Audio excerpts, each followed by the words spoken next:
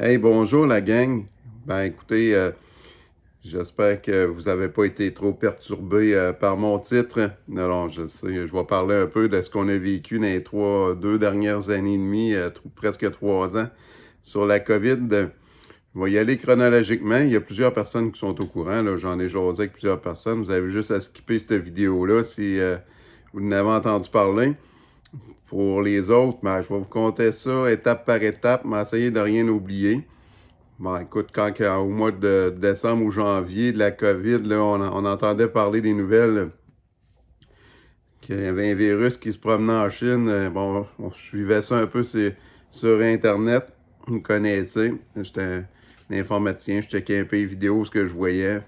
Chose qui nous a marqué, mais qui m'a marqué rapidement, c'est de voir les vidéos. En passant, il faut faire un exercice de conscience là, pour bien évaluer tout ce qui nous est arrivé là, parce que je sais pas si vous vous souvenez, là, les vidéos qu'on voyait, les premières vidéos qui sont sorties de la Chine, là, j'ai parlé de ça souvent avec des clients ici.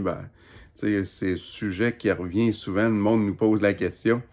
Mais c'est rare les gens qui se souviennent de ces vidéos-là. Mais en tout cas, moi, je m'en souviens parce que ça m'a marqué. Les vidéos qu'on voyait de la Chine, là, c'était des gens qui ramassaient morts dans les rues, là, qui tombaient. Là. Si vous n'avez pas de souvenir de ça, faut peut-être retourner dans notre mémoire, mais moi, je me souviens très bien d'avoir vu ça. Ces vidéos-là que les gens semblerait qu'ils marchaient dans la rue, puis tout d'un coup sec, ils tombaient à terre, puis ils ramassaient ça sur des civières. Il y avait plein de vidéos. Je checkais sur YouTube, hein. Ils sont encore là. Il y en a encore plusieurs qui sont encore là. Tout ça, moi, quand j'ai commencé à voir ces vidéos-là, puis à entendre ça aux nouvelles, c'était dangereux. Le monde mourait de tout ça un peu partout. La première fois que j'ai fait, c'est que j'ai regardé mon cartable de réservation de où ce que ces gens-là venaient. J'en avais de Montréal, j'en avais de l'Ouest canadien qui venait pour le ski en janvier, février, mars. Là, j'étais là, je trouvais ça un peu space. Puis là, j'ai dit, ouais, là, je me posais la question si j'étais pour tomber dans ma cuisine, tomber raide mort dans ma cuisine. Puis là, rapidement, sans aucun effort de personne et aucun effort du gouvernement, avant même qu'ils ferment tout, toutes mes réservations, à part une ou deux, là, mais vraiment toutes les réservations se sont annulées en quelques jours. Là. Tout mon hiver s'est vidé, à part peut-être une ou deux réservations. C'était rassurant, mais ça l'était pas. Parce que là, c'était rassurant d'un point de vue santé, avec ce qu'on voyait, mais financier, c'était pas trop rassurant. Puis là, le gouvernement qui a tout fermé, mais rapidement, j'ai des amis, je nommerai pas personne, là, mais j'ai quelqu'un dans mon entourage qui me dit, mais elle croyait pas à ça, là, la personne, la COVID, c'était dangereux et tout. Puis elle me dit, écoute Alexis Cossette de Radio-Québec. Je sais pas, moi je connais, j'avais jamais entendu parler de ce gars-là. Puis là, j'ai écouté une couple de vidéos de lui. Puis là, il racontait un paquet d'histoires par rapport à ça, comme de quoi que c'était exagéré, puis tout le kit, gouvernement corrompu, machin chouette. Puis il parlait de faire faillite les petites entreprises, puis c'était un plan. Et vous savez, moi j'ai fait 2 psychoses dans ma vie. J'ai écouté ça une couple de semaines. J'ai dit, c'est pas très bon pour ma santé mentale. J'ai dit, soit que ce gars-là, il est connecté avec le FBI, puis avec des agents secrets, là, où il est en pleine psychose, là. Je dis, là, c'est une affaire de fou, là, ce qu'il raconte là, là. Un complot international de même. Là, le temps passe. Puis là, avec M. Dubé, notre ami M. Dubé, lui c'est mon préféré au gouvernement, sérieusement. Là. Lui, quand je l'écoute, je sais pas, je suis plein de sympathie pour un homme de même. Je sais pas, là, c'est incroyable. Mais le 23 juin de cette année-là, il nous a annoncé que le 24, on pourra ouvrir. Là. Excusez-moi, j'ai une affaire qui tient la caméra, puis ça bouge tout le temps. C'est pas stable pantoute. Il faut pas que je bouge. Mais M. Dubé, il nous a annoncé le 23 juin qu'on pouvait ouvrir le 24, là, pour sauver la saison touristique. Là. C'était déjà là pas très intelligent de sa part de ne pas planifier de même. Là.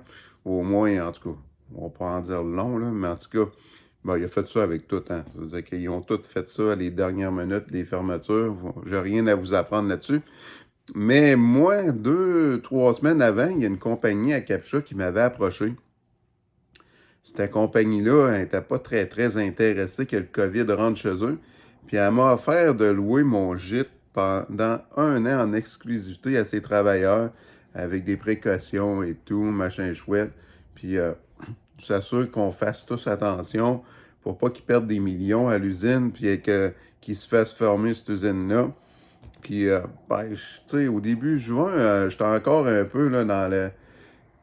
On vient de lâcher cassette, on arrête d'écouter ça, c'est pas très bon pour la santé mentale. Puis, je signe ce contrat-là. 2 semaines après, je reçois une lettre par la poste. Ça, c'est pas des jokes. Hein. Si vous ne me croyez pas, là, vous venez me voir ici, je vais tout vous montrer ça. Moi, j'ai pas de trouble avec ça. Je mettrai pas ça sur Internet, là, puis vous montrer ça de même, là. Mais quand vous allez me voir, si vous avez le moindre doute sur ce que je dis, dites-moi là, je vais tout vous montrer papier. Moi, pas de problème avec ça.